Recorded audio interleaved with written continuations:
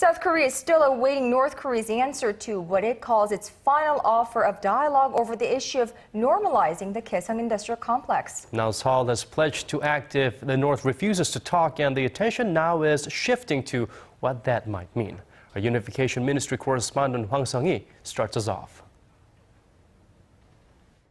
North Korea did not give an answer to South Korea's last offer for talks on reopening their jointly run Gaeseong Industrial Complex for a second straight day.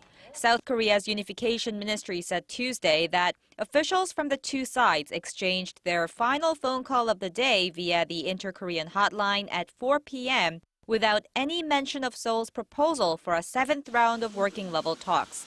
South Korea reiterated its calls for a swift response from Pyongyang, warning of a grave measure if its proposal is rejected.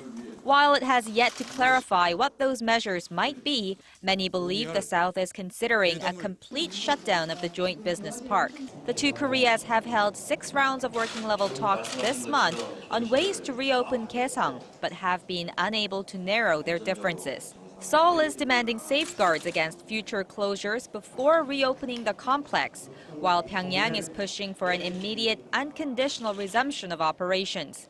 Operations at the factory zone have been suspended for more than 3 months since the North unilaterally withdrew all of its workers amid an escalation of inter-Korean tensions. Meanwhile, representatives from the 123 South Korean businesses with factories in the Gaeseong complex held a 2-hour-long emergency meeting on Tuesday.